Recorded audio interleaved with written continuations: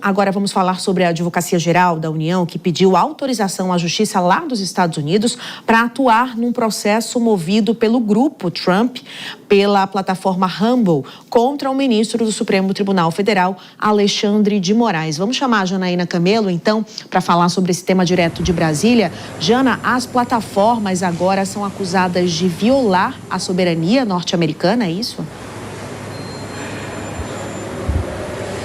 Exatamente, é o argumento ali da Advocacia Geral da União e também o mesmo argumento usado ali pela Rumble e pela Trump Media, né, contra o ministro Alexandre de Moraes.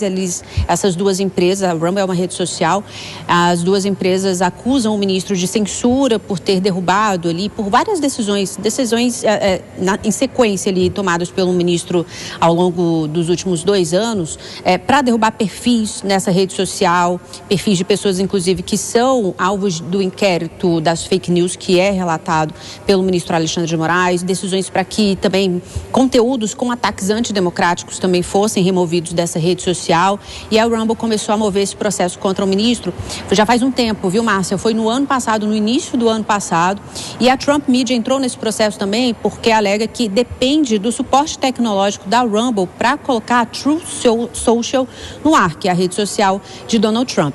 E aí, embora esse processo tenha iniciado no início do ano passado, só agora essas empresas conseguiram notificar o ministro Alexandre de Moraes. Então é por isso que a AGU está entrando nesse caso agora. O ministro ele foi notificado no último dia 23 de maio e foi por e-mail, porque foi assim que as empresas conseguiram notificá-lo, né? Até então elas estavam tentando uma via diplomática ali por meio de cooperação jurídica internacional, porque isso é previsto em um tratado entre Brasil e Estados Unidos, mas não foi possível.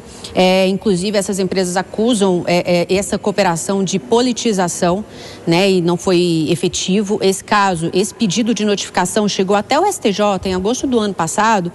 E aí ali os ministros, por unanimidade, negaram também que o ministro fosse notificado nesse processo, alegando que ações de países estrangeiros não são permitidas contra magistrados em decisões no seu exercício de função. Mas agora o ministro foi notificado no dia 23, então, e aí a Justiça da Flórida deu 21 dias para que ele responda. Então, agora a AGU entra nesse processo. Foi um pedido para que a AGU se coloque ali, né? Faça o pedido, foi um pedido do presidente do STF, o ministro Edson Fachin, mas lembrando que lá no ano passado, quando esse caso começou, Márcio, porque foi em meio ao tarifaço também, o presidente Lula já tinha colocado a AGU à disposição do ministro Alexandre de Moraes nesse processo. Então, hoje, houve o pedido formalmente, hoje à tarde, a Justiça da Flórida, para que o Estado brasileiro intervenha e possa defender o ministro do STF. Numa nota à imprensa, a AGU disse o seguinte, que submeter atos jurisdicionais soberanos à apreciação de corte de outros países é uma grave ofensa à imunidade de jurisdição. Então, que se trata aí de uma tentativa de ofensa à soberania nacional e também à independência do Poder Judiciário brasileiro. Então, a AGU agora, né, entrando no caso, isso na verdade vai depender ali da Justiça da Flórida, se aceita esse pedido do governo brasileiro ou não. Márcia.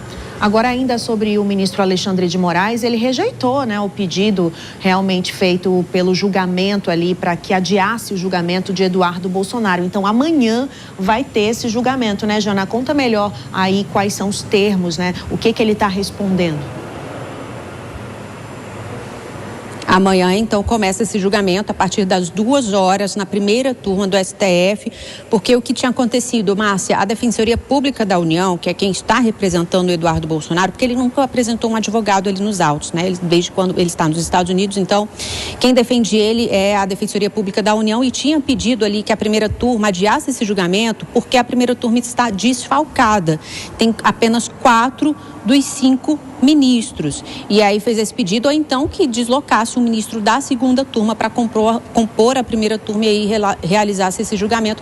Mas aí o ministro Alexandre de Moraes, que é o relator, também rejeitou, dizendo que isso não está violando nenhuma regra, nem constitucional, nem nenhuma regra do regimento interno do Supremo Tribunal Federal. Então começa amanhã, o julgamento está mantido.